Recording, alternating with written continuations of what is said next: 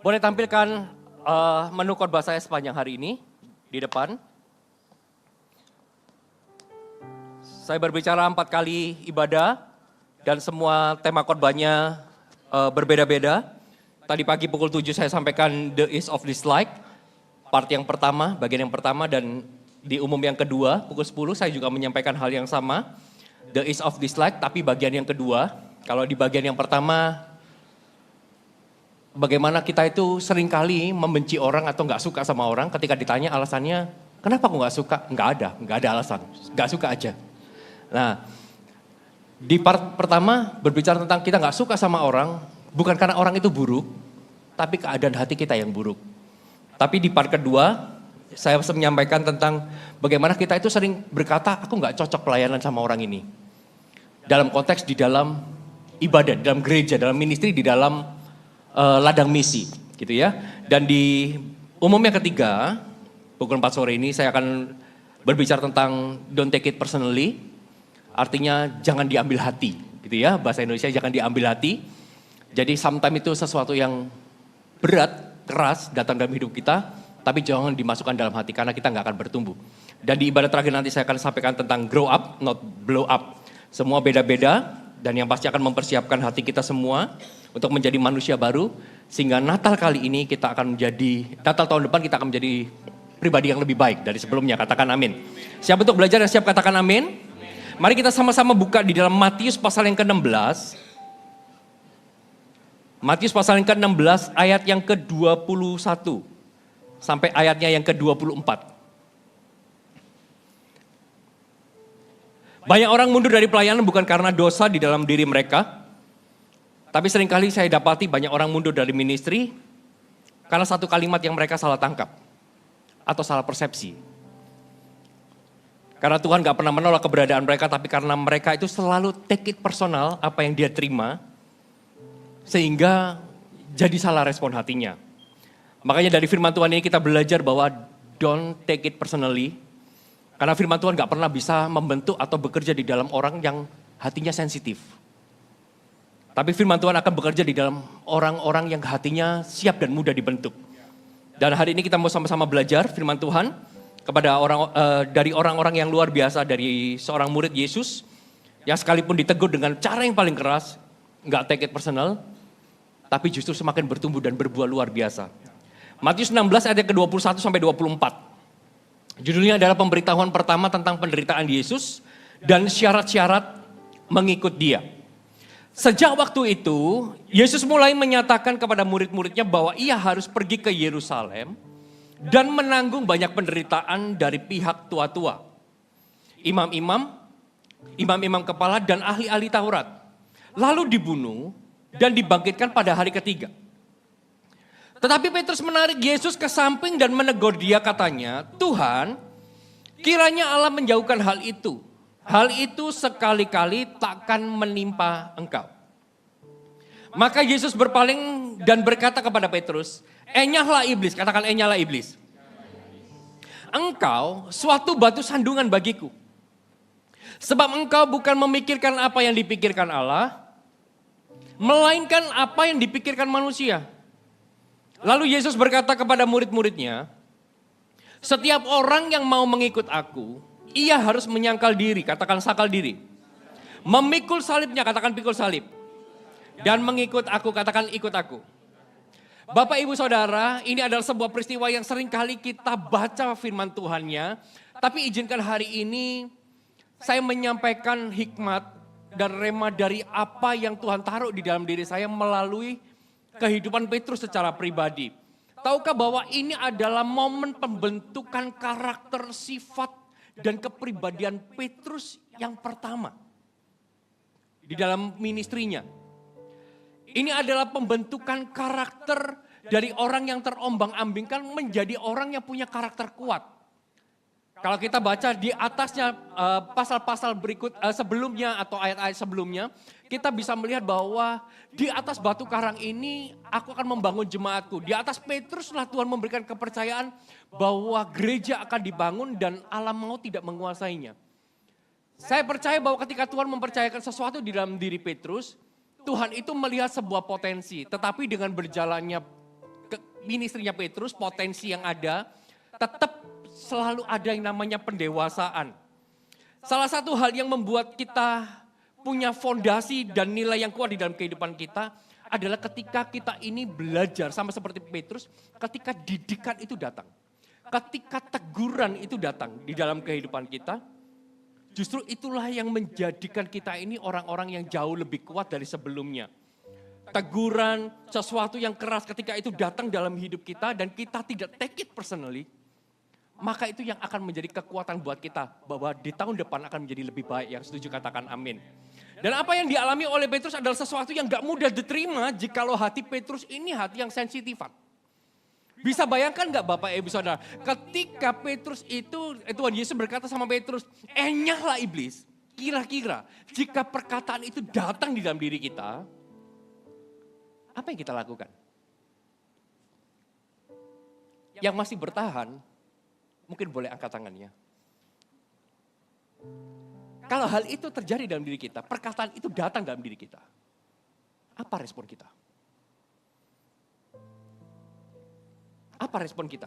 Apa yang kita lakukan? Apa yang dialami Petrus ini adalah sesuatu yang gak mudah. Kalau hati Petrus itu sensitif, maka saya percaya gak ada cerita Petrus berikutnya. Makanya kapasitas hati kita ini harus lebih besar dari sensitivitas. Harus. Coba kita lihat teguran yang datang di dalam diri Petrus. Teguran yang datang di dalam dirinya Petrus bukan teguran yang datang dalam bahasa ramah atau nada datar. Tetapi teguran yang datang di dalam ministrinya Petrus adalah teguran yang begitu tajam sebab Yesus berkata dengan kata-kata yang keras, nyahlah iblis. Dan saya tahu bahwa kalimat ini mungkin bisa menghancurkan mental siapapun. Bahkan saya ketika merenungkan kalau kalimat itu datang ke saya, mental saya pun juga bisa down. Namun ini yang luar biasa bahwa Petrus itu tidak take it personally. Kata-kata yang keras itu bahasa Jawanya gak mempan. Dia gak ambil hati apa yang Tuhan Yesus ucapkan di dalam dirinya. Ini adalah teguran yang paling keras yang Yesus berikan kepada murid-muridnya. Kepada Petrus gak ada murid yang lain ditegur sedalam Petrus. Tapi lihat, setelah teguran Yesus itu, apakah Petrus terhilang? Setelah teguran itu, apakah Petrus itu lari? Dan kalau kita tahu ya, ini teguran pertama, Petrus itu pernah kena teguran yang kedua dengan Yesus. Di Yohanes 6. Ketika Yesus selesai memberi makan 5.000 orang, terus Tuhan Yesus berkata tentang bread of life, roti hidup, banyak orang-orang pergi, dia ngomong sama Petrus, semua pergi. Kamu gak ikut sekalian. Tapi Petrus bilang apa? Enggak Tuhan, kepada siapa aku mau pergi? Perkataanmu benar. 2 kali, ini yang pertama. Ketika ditegur, apakah kita mendapati bahwa Petrus kecewa? Enggak. Petrus gak kecewa. Justru Petrus itu tetap ikut, tetap dekat, dan tetap setia. Petrus itu semakin dekat dengan Tuhan, ia gak tersinggung, ia gak mundur, ia gak lari dari panggilan.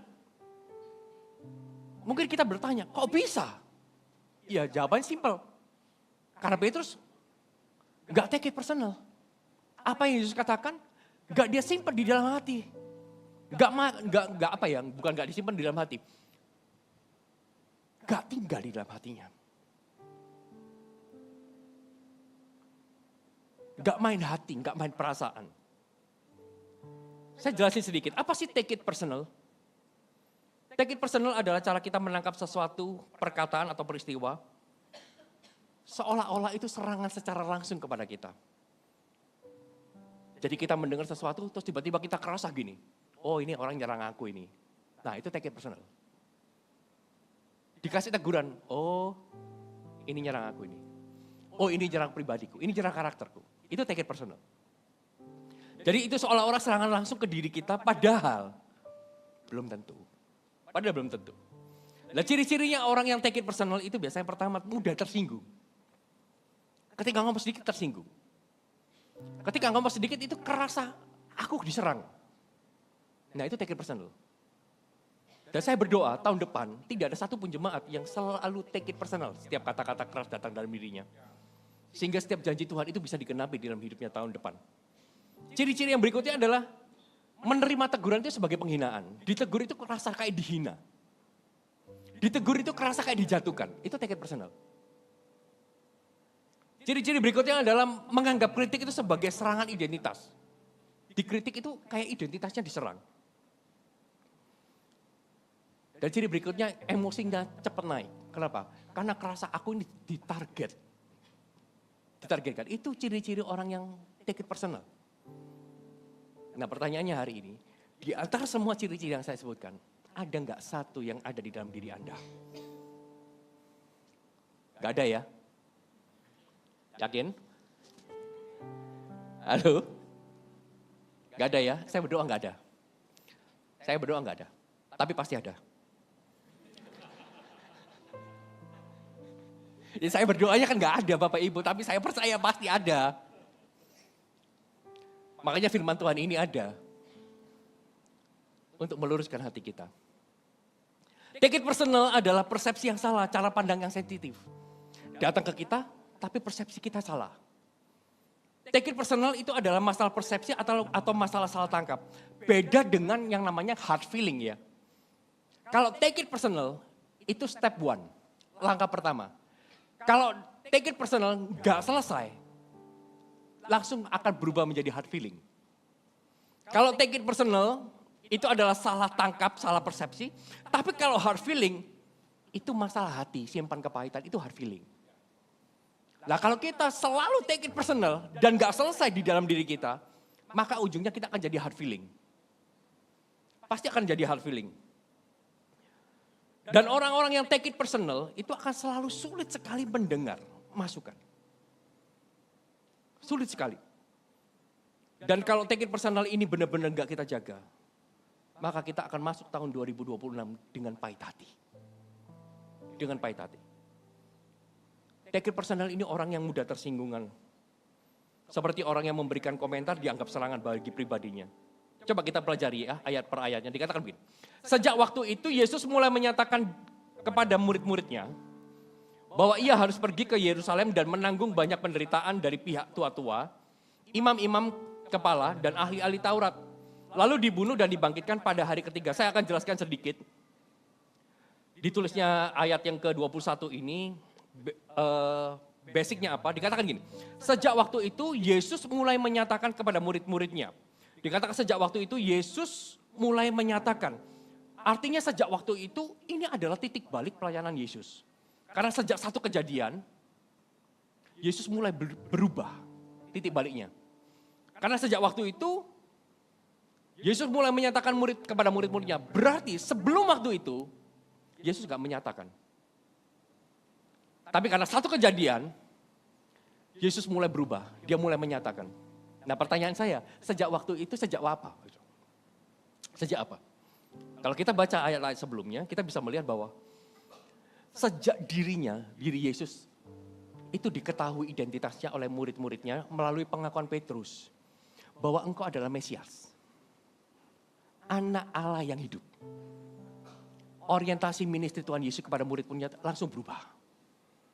Nah pertanyaan saya gini, siapa di sini yang tahu identitas Yesus, bahwa Yesus itu anak Allah yang hidup? Angkat tangannya. Halo? Berarti yang lain gak tahu. Coba yang tahu Yesus Tuhan. Angkat tangannya. Berarti mulai hari ini, orientasi pelayanan Yesus kepada Anda berubah juga. Kalau dulu orientasinya, siapakah aku? Yesus tuh mau mengenalkan diri. Tapi begitu kita kenal, begitu murid-muridnya kenal, orientasinya udah berubah. Makanya sejak waktu itu, Yesus mulai menyatakan diri kepada murid-muridnya.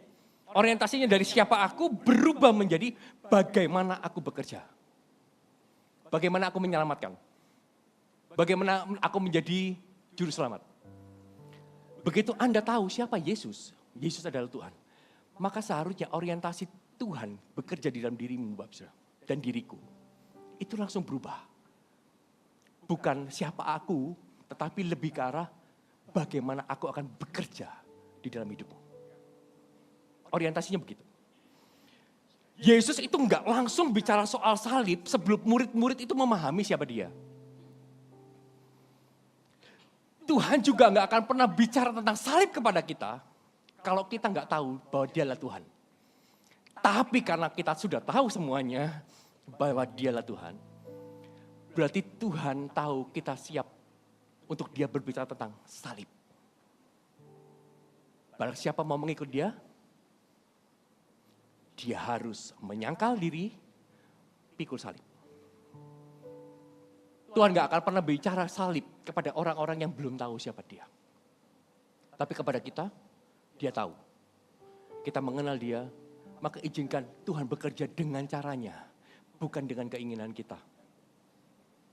Karena tanpa pengenalan identitas salib hanya akan terlihat sebagai kegagalan, bukan rencana keselamatan. Tuhan tidak akan membuka penderitaan sebelum kita ini cukup dewasa. Untuk kita bisa kenal dia. Karena banyak orang itu kepingin berkatnya, pingin kebangkitannya, tapi belum siap dengar jalan salibnya. Sama seperti murid-muridnya gitu. Yesus bicara tentang hal yang gak nyaman atau tidak ingin didengar oleh semua murid-muridnya setelah mereka tahu bahwa Yesus adalah Mesias, anak Allah yang hidup. Bahwa sekalipun apa yang terjadi dalam hidup mereka, kalau mereka mengakui Yesus Tuhan, bahwa Tuhan akan menyertai mereka. Apapun yang terjadi, Tuhan akan beserta Anda. Yesus gak berbicara sebelum murid-muridnya ini cukup dewasa pengenalannya. Yesus bicara soal salib, hal yang gak diinginkan semua orang, khususnya murid-muridnya. Karena apa yang Yesus sampaikan adalah sesuatu yang mengguncang rasa aman mereka. Mengguncang perasaan mereka, mengguncang ekspektasi mereka pada waktu itu. Mereka berharap Mesias, yes engkau adalah Mesias, anak Allah yang hidup, yang akan memerintah secara nasional, tapi beda dengan apa yang dikatakan oleh Tuhan Yesus bahwa aku akan ditangkap, aku akan disiksa, aku dibunuh, tapi aku akan bangkit. Yesus menyatakan bahwa ia akan menderita, dibunuh, bangkit. Ini bukan percakapan yang lembut. Ini adalah sebuah kebenaran yang pahit bagi murid-muridnya bahwa ekspektasinya di dalam mengikut Yesus itu semua dibalik. Seringkali kan kita punya ekspektasi, mengikut Yesus itu selalu bicara tentang berkat. Tapi ternyata ekspektasinya dibalik. Ternyata ikut Yesus itu tentang salib, tentang sakal diri. Maka bingunglah murid-muridnya. Terkadang untuk Tuhan itu menjadikan kita dewasa rohani. Tuhan itu harus membuka hal-hal yang tidak enak terlebih dahulu untuk kita dengar. Untuk Tuhan membuat kita menjadi dewasa rohani, sometimes kita itu harus butuh kata-kata yang pedas, kata-kata yang kasar. Yang datang ke kita. Supaya Tuhan tahu respon kita seperti apa. Supaya Tuhan tahu kita ini dewasa apa enggak. Karena pertumbuhan itu enggak akan terjadi ketika kita berada di tempat yang nyaman. Tapi pertumbuhan justru terjadi ketika kita sadar dan menerima kenyataan bahwa segala sesuatu itu seringkali gak ideal di dalam diri kita. Justru pertumbuhan terjadi di sana. Petrus menghadapi sebuah momen di mana dia mau menerima kebenaran atau tetap mempertahankan perasaannya. Ini kok gak sesuai ya? Kok gak sesuai ya?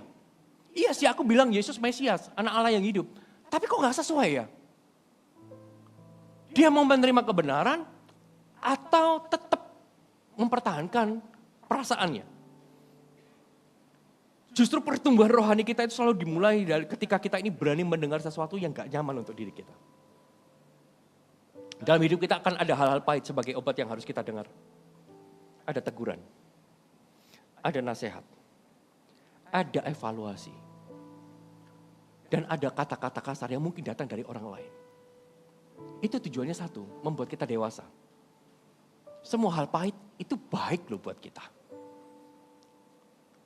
Kenapa saya katakan ditegur, dinasehati? Karena gak ada orang yang suka ditegur. Siapa yang suka ditegur? Angkat tangannya. Gak ada. Loh, saya hamba Tuhan juga, saya harus jujur loh Bapak Ibu. Saya juga gak suka ditegur. Tapi saya harus ditegur. Gak ada orang yang suka dievaluasi. Siapa yang suka dieval? Yang perasaannya gini loh, kalau aku nggak dieval aku tak bunuh diri. Nggak ada. Semua itu nggak suka dieval. Kalau dieval itu bawaannya nggak enak di dalam hati, betul nggak? Iya.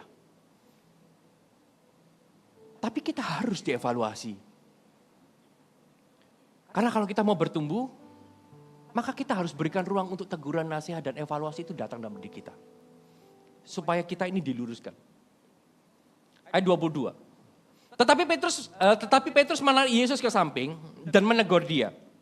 Katanya, Tuhan, lihat. Dia berani panggil Tuhan, tapi tegur Tuhan. Kiranya Allah menjauhkan hal itu sekali-kali takkan menimpa engkau. Petrus spontan dan emosional dengan berkata, Tuhan, jangan sampai Tuhan mati. Niat hatinya benar, ia tulus mengasihi Yesus, tapi caranya yang salah. Karena apa? Emosinya labil. Emosinya reaktif, sampai dia menarik dan menegur Yesus. Petrus, saya tahu bahwa di dalam hatinya Petrus ini cinta sama Yesus. Ia mengasihi Yesus. Tapi pikiran Petrus masih manusiawi, masih emosional, masih protektif. Pikirannya, perasaannya bukan rohani. Kalau kita mau mengasihi Yesus, mau ikut Yesus, maka izinkan Yesus yang pegang kendali hidup kita. Jangan perasaan kita yang dominan. Kalau kita mau ikut Yesus, perasaan kita dominan, kita nggak bisa berhasil ikut Yesus. Izinkan dia yang pegang kendali hidup kita. Bukan perasaan kita yang pegang kendali. Jangan suka main perasaan lah Bapak Ibu. Dia omongin sedikit, oh itu buat aku. Dia omongin sedikit, kayak dunia ini hancur. Bawaannya mau mati. Dia omongin sedikit, wah gak enak. Kalau kita begitu terus, tahun depan itu akan jadi tahun yang paling menyesakan hati. Akan menjadi tahun yang paling berat buat kita. Petrus cinta Yesus, tapi perasaannya masih emosional. Pikirannya masih bukan rohani, duniawi. Tapi kita perlu lihat, Petrus ini punya sikap yang penting. Dia punya kedekatan dengan Yesus, dia punya kejujuran, keterbukaan. Sehingga sekalipun hal keras itu datang dalam dirinya, Petrus tetap bertumbuh. Petrus gak patah. Orang yang punya kedekatan dengan Tuhan, orang yang terbuka, orang yang jujur, itu selalu lebih mudah dibentuk daripada orang yang pura-pura. Dan ayat 23, perhatikan. Maka Yesus berpaling dan berkata kepada Petrus, enyahlah iblis, engkau satu batu sandungan bagiku. Sebab engkau bukan memikirkan apa yang dipikirkan Allah, melainkan apa yang dipikirkan manusia. Yesus berkata, enyahlah iblis. Ini adalah perkataan yang sangat keras. Perkataan yang menusuk hati. Perkataan yang punya potensi untuk membuat orang berhenti melayani. Dan saya percaya kalau hari ini kata-kata itu diucapkan sama kita, gak perlu tunggu waktu lama, kita akan quit pelayanan.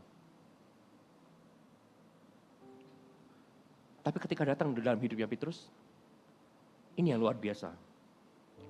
Dia gak take it personally. Dia gak bilang, guru, Yesus kok kasar banget ya ngomongnya. Kok kasar ngomongnya? Dia gak bilang gitu. Ketika Tuhan bilang, nyala iblis. Perkataannya kok gak nyaman aku dengernya. Dia gak bilang gitu. Yesus, itu Petrus gak bilang gitu. Ketika Yesus berkata, nyala iblis. Petrus gak berkata, kecewa aku. Kecewa. Aku sayang kok aku diiblis-ibliskan. Petrus juga gak bilang ketika nyala iblis. Itu dikatakan nyala iblis. Itu gak cuman Yesus sama Petrus. Itu murid-muridnya ada di sana loh. Murid-murid yang lain ada di sana. Petrus bisa loh. Tuhan Yesus sedang mempermalukan aku di depan banyak orang. Aku murid dibilang iblis. Kalau itu kita, respon kita apa? Karena pertanyaan ini juga Tuhan pertanyakan sama saya. Kalau itu kamu yang terima, responmu gimana? Ya ini gak mudah Tuhan. Tapi aku akan berusaha untuk tidak take it personally. Teguran itu sangat keras. Dan jika Petrus ini take it personal, setiap perkataan yang dia terima, dia akan jadi orang yang tersinggung, orang yang menjauh, orang yang berhenti ikut Yesus, orang yang simpan kepahitan. Dan dia akan menjadi orang yang rusak panggilan dengan berhenti komitmen. Makanya seringkali orang yang take it personally, dia menjadi orang yang berhenti komit di tengah jalan.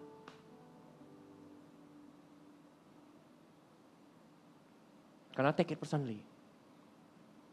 Di dalam gereja, kita semua manusia, kita bukan malaikat Tuhan. Akan ada gesekan demi gesekan, konflik demi konflik. Ada akan perkataan-perkataan yang tajam dalam hidup kita. Tapi ketika itu datang, ingatlah ini. Don't take it personally. Karena ketika kita take it personally, kita akan jadi orang yang tersinggung dan kita akan berhenti komitmen sama Tuhan. Ya sudah Tuhan, aku berhenti di sini.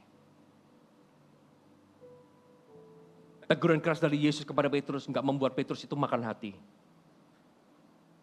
Enggak membuat Petrus berhenti. Tapi yang luar biasa justru membuat Petrus jadi anak visi yang luar biasa. Why? Karena Petrus tidak menjadikan teguran dan nasihat yang datang sebagai penolakan. Tapi evaluasi. Dia enggak jadikan teguran nasihat semua yang tajam-tajam itu sebagai penolakan, rejected. No. Tapi sebagai bahan untuk dia evaluasi. Mungkin aku ada yang salah. Ya gak apa-apa. Lain kali aku gak ulangi. Gak usah take it personally. Daud juga sama. Simei itu hina-hina Daud. Pasukannya itu sampai berkata, siapa anjing mati berani hina raja? Izinkan aku tak seberang, tak penggalnya kepalanya. Daud bilang apa? Mau apa kamu ngurusin begituan? Siapa tahu memang Tuhan yang suruh dia menghina aku. Loh, kata-kata Simei yang menyakitkan, enggak take it personal. Tapi justru membuat Daud itu evaluasi. Ya mungkin Tuhan yang memang suruh untuk membentuk aku. Itu luar biasa. Petrus juga sama. Petrus gak jadikan teguran nasihat yang datang sebagai penolakan. Tapi justru menjadi evaluasi. Oh ya, aku salah ngomong ya. Ya sorry ya Tuhan, keperucut. Aku gak ulangi. Ya sekalipun diulangi sih. Petrus. Berkali-kali ulangi juga. 3 kali dia ulangi. Tolak Yesus. Tapi dia evaluasi. Petrus tetap ikut, tetap dekat, tetap setia. Karena Petrus nangkep maksudnya Yesus itu apa? Bahwa semua yang Tuhan berikan, secara sekalipun itu kasar bahasanya, itu bukan serangan ke pribadi. Tapi sebuah koreksi. Yang ditujukan untuk pikirannya. Bukan tolak Petrus, tapi meluruskan panggilannya supaya dia gak salah. Supaya dia gak salah. Nada Yesus keras. Tapi dia sadar bahwa pesannya tetap kasih. Petrus fokus kepada message-nya, pesannya. Dia gak fokus kepada nada suaranya. Banyak orang tersinggung bukan karena makna, tapi karena nada. Betul gak? Bukan karena pesannya orang itu tersinggung. Tapi karena nadanya, nada bicaranya. Dan Petrus ini mengajarkan kepada kita, jangan fokus ke sana. Jangan fokus ke nada. Tapi konten isinya. Karena semua ini adalah tentang sebuah kebenaran. It's all about truth. Not tone. Bukan tone-nya. Bukan nadanya.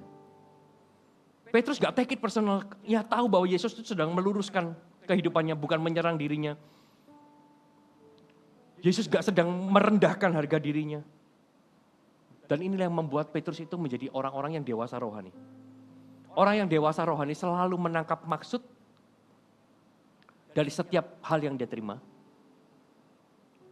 Tapi yang kekanak-kanakan akan selalu mempermasalahkan gaya bahasa.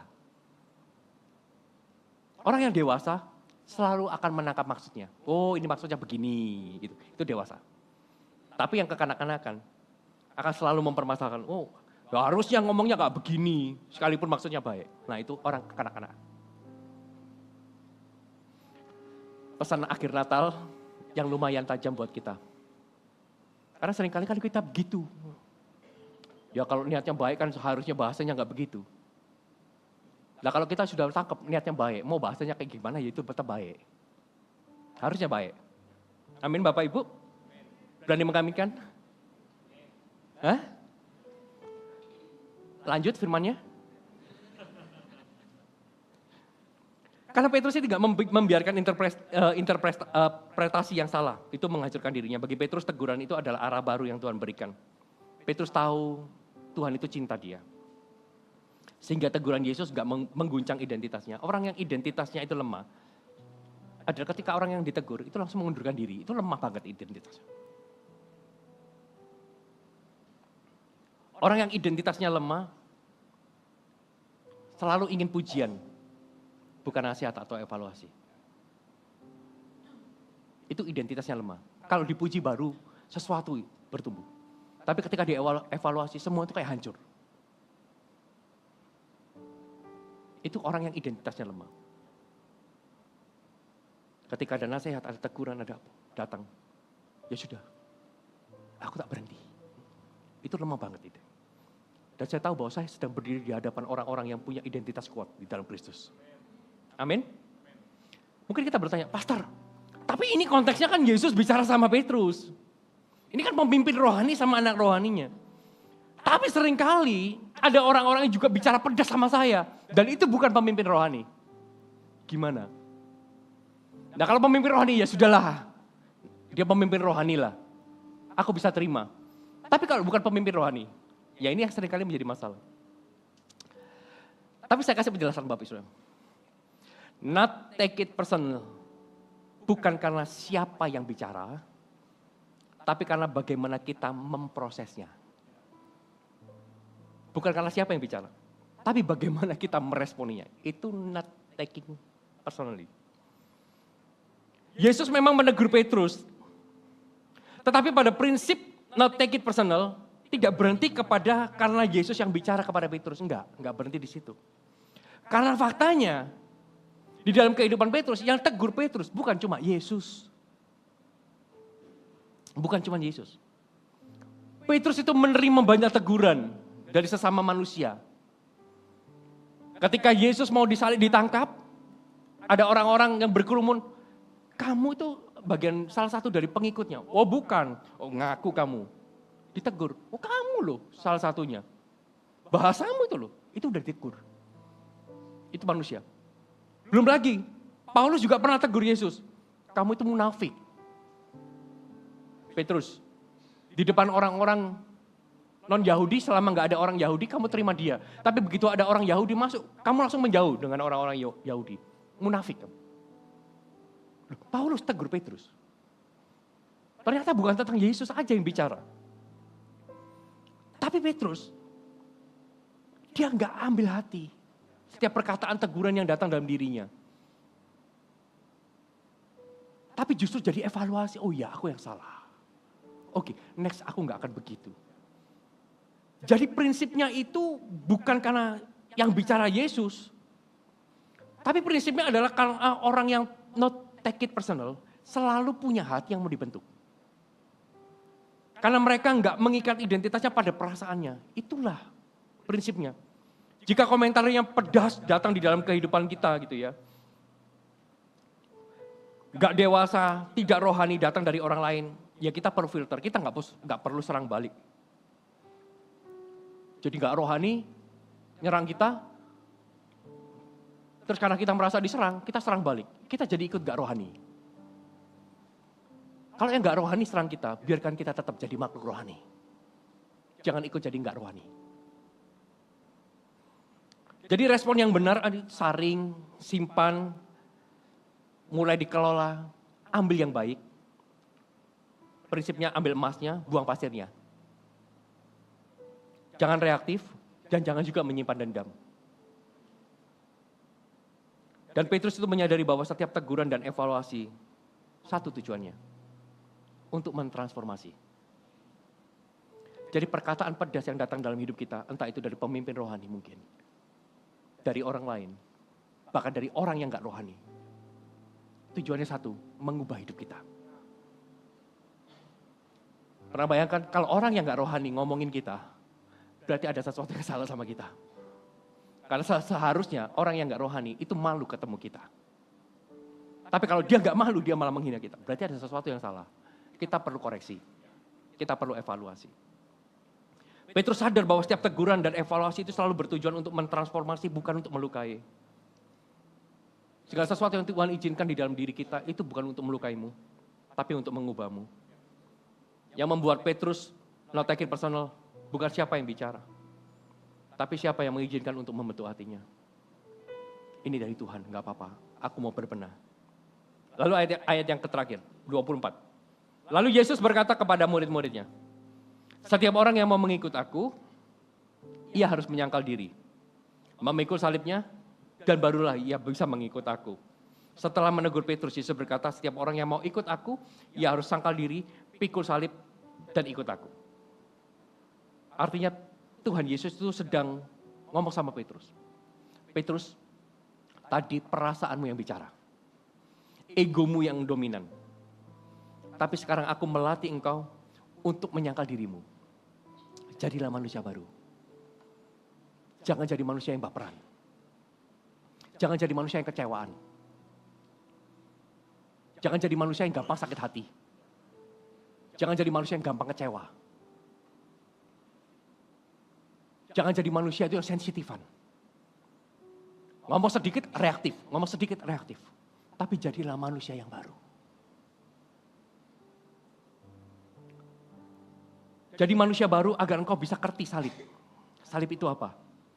Dan ketika engkau bisa mengerti salib, engkau bisa pikul salib, maka engkau akan mengalami yang namanya kedewasaan rohani. Karena teguran yang datang, itu fungsinya adalah supaya kita bisa menyangkal diri kita menjadi manusia baru. Ketika kita menjadi manusia baru, kita baru bisa memaknai salib Yesus. Dan ketika kita bisa memaknai salib Yesus, barulah kedewasaan rohani ada.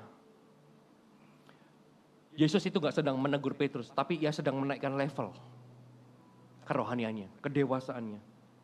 Makanya kita harus di dalam segala sesuatu yang terjadi dalam hidup kita. Entah itu perkataan pedas dari siapapun, dari sesama kita, teguran, mungkin hinaan, ejekan. Selalu pahami tujuan Tuhan atas setiap hal yang terjadi. Di atas perasaan dan asumsi pribadi. Jangan perasaan yang dominan, asumsi duluan. Tapi pahami, kenapa ini terjadi? Tuhan punya rencana apa? Itu jauh lebih membuat kita dewasa. Petrus itu mendengarkan teguran Tuhan, dia tetap berada di dalam rencana Tuhan. Karena orang yang gak take it personal, lihat, akan selalu naik kelas rohani. Dan saya berdoa, tidak ada satupun di tempat ini yang take it personal. Sehingga tahun depan akan menjadi tahun naik kelas. Buat setiap Anda yang percaya kasih kemuliaan buat Allah kita. Dan ini adalah remanya. Bagaimana agar kita tidak take it personal? Yang pertama, jangan jadikan teguran dan nasihat yang datang sebagai penolakan, tapi evaluasi. Dan yang kedua, bagaimana supaya kita tidak take it personal adalah fokus pada isi pesan dan alasan, bukan pada suara dan nada teguran. Bukan tone. Nada Yesus keras. Perkataannya tegas. Tapi Petrus tidak fokus kepada tone. Ia fokus kepada truth. Kebenaran. Yang ketiga, menyadari bahwa setiap teguran dan evaluasi selalu punya tujuan untuk mentransformasi, bukan untuk melukai. Ini tujuannya. Teguran yang datang dari Yesus mengubah perspektif Petrus tentang Tuhan. Dari yang aku tahu siapa Tuhan, bagaimana dia bekerja, dan aku percaya hari ini, bagaimanapun cara Tuhan bekerja, dia akan tetap menyertai. Teguran itu mengubah pikiran Petrus, bukan melukai. Dan yang keempat, pahami tujuan Tuhan di atas setiap hal yang terjadi, di atas perasaan dan asumsi pribadi. Petrus selalu belajar bahwa panggilan Tuhan itu lebih penting daripada perasaannya.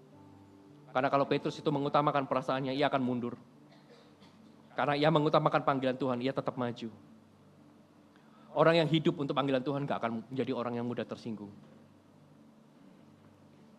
Jangan proses perasaan lebih daripada proses kebenaran. Jangan lebih peduli, yang penting aku nyaman daripada yang penting aku bertumbuh. Bukan tentang aku nyaman, tapi aku bertumbuh.